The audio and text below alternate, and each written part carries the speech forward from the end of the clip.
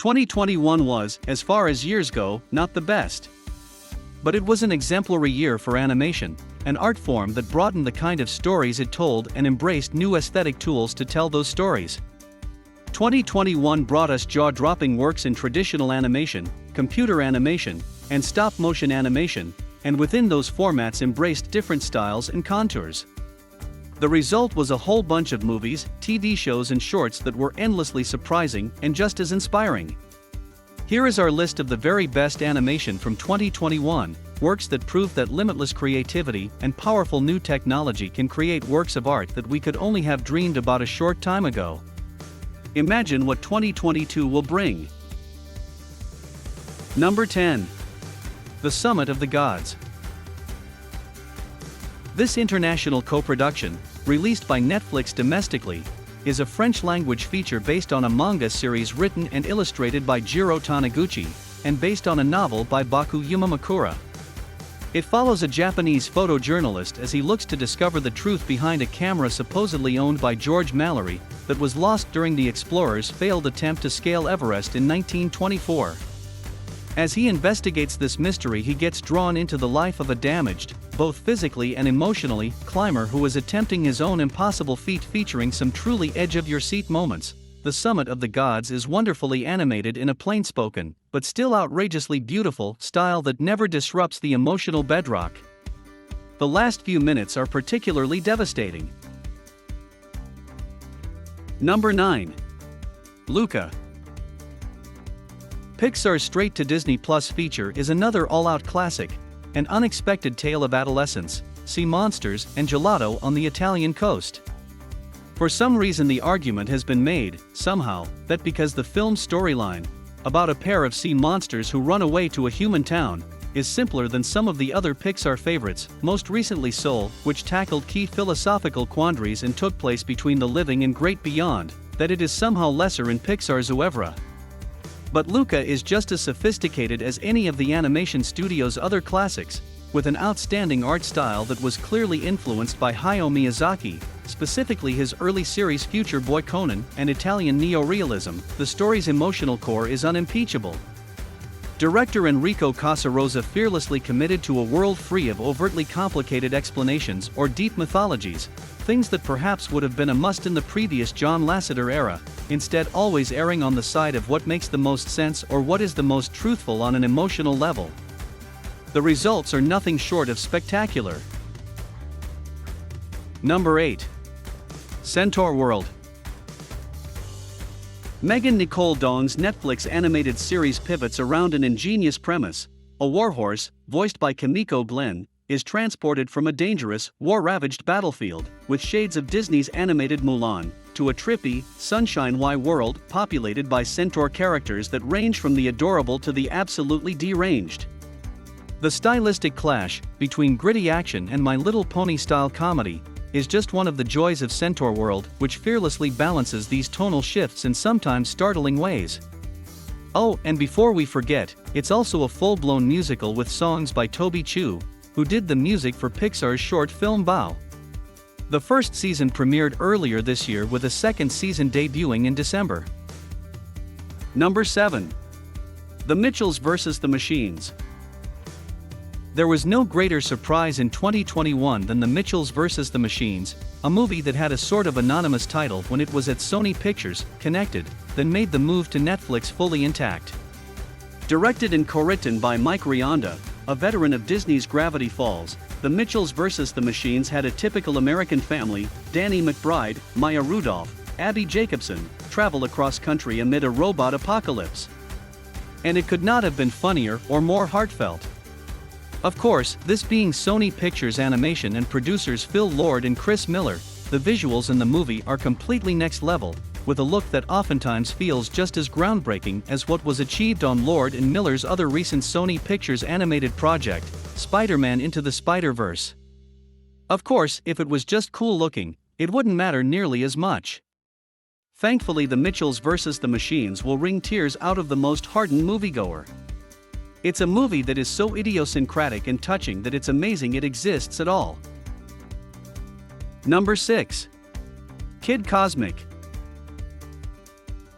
Any new animated series created by the great Craig McCracken, especially after his woefully underappreciated Disney series Wander Over Yonder, which is, mercifully, available on Disney+, would automatically be an event. But Kid Cosmic, streaming on Netflix, still managed to surprise. It's the tale of a backwoods kid simply named Kid who discovers a set of cosmic rings, not unlike the ones Thanos lusted over in the Marvel Cinematic Universe.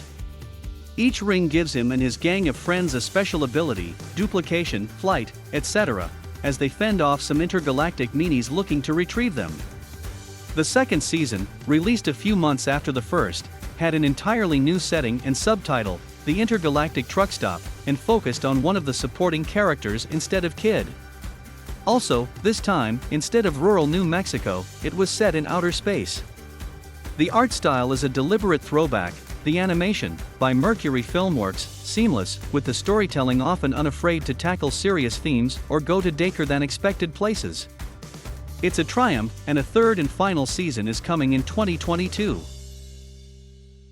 Number 5. Amphibia. For the third season of the Disney Channel series Amphibia, the show about a human girl who is transported to a mythical world populated by anthropomorphic frogs was flipped inside out. After the events of the Season 2 finale, Brenda Song was joined by the amphibious Plantars, Justin Felbinger, Amanda Layton, Bill Farmer, in modern-day Los Angeles.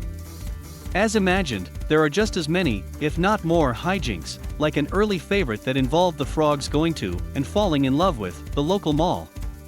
Creator Matt Brawley's series is warm-hearted and constantly inventive, with a surprisingly vast mythology that only deepens with each passing season. If you haven't watched Amphibia yet, it's never too late to start. All the episodes to date are currently available on Disney+. Number 4. Flea. The prospect of an animated documentary is always dicey, and takes a fair deal of finesse to pull off. The last one that garnered this much attention was 2008's Waltz with Bashir, but Neon's Flea is a total knockout. It charts the experience of Amin, a refugee who flees from Afghanistan to Denmark as a teen. Making things even more complicated, his sexuality, which he has to hide in order to survive. The documentary is set on the eve of his marriage to his partner. Reenactments and also dramatizations of the actual filming process, director Jonas Poe Rasmussen occasionally shows up, make the experience hit even harder. But it's not a total bummer, as Flea also features one of the most wipe-away-tears uplifting moment in cinema this year, set to a deep-cut Daft Punk favorite no less. This Oscar hopeful is utterly miraculous. Number 3. Doug Days. This series of animated shorts serve as a pseudo-sequel to Pete Docter's 2009 Pixar film Up, which at the time was only the second animated feature ever nominated for the Best Picture Oscar. And while it could have been a crass cash grab, more grist for Disney Plus' content mill, Doug Days turned out to be something altogether more moving and unique. Written and directed by Up co-director, and one of Pixar's secret weapons, Bob Peterson, the stories of talking dog Doug and his elderly companion Carl, Ed Answer, reprising his Up character for one of his final performances, were consistently hilarious and deeply moving.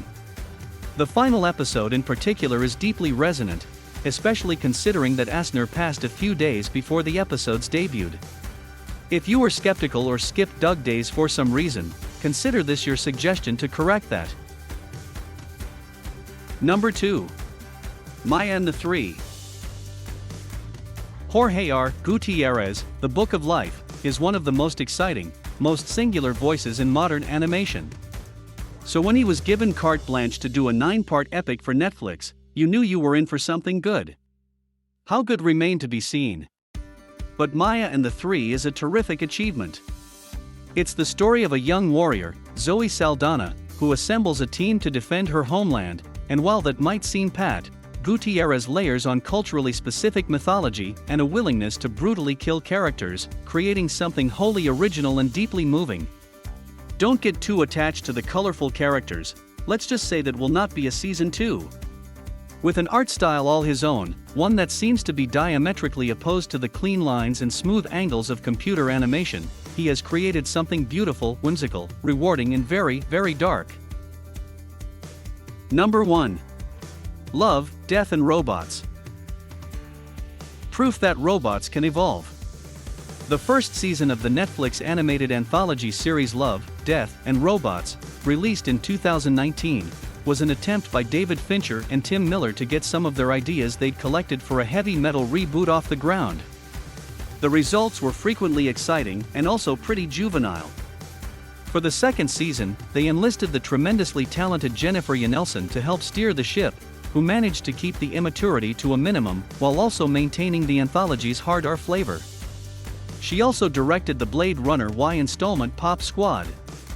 With more variety and more humor, Season 2 of Love, Death and Robots excelled.